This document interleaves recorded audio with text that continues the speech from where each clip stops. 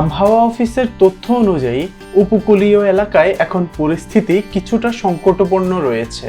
October মাসে বঙ্গোপসাগরে 2 থেকে 3টি নিম্নচাপ গঠন হতে পারে এবং তার মধ্যে অন্তত একটি ঘূর্ণিঝড়ের রূপ নিতে পারে।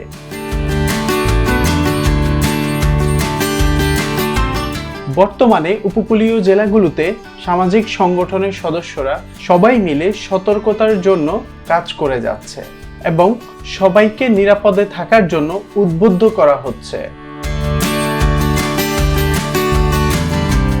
এদিকে স্থানীয় প্রশাসন ও দুর্যোগ ব্যবস্থাপনা অধিদপ্তর ইতিমধ্যেই নৌকা এবং ট্রলারগুলোকে নিরাপদে ফিরিয়ে আনার নির্দেশ দিয়েছে।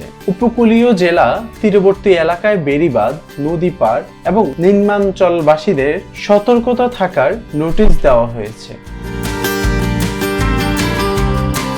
News desk, global voice 24।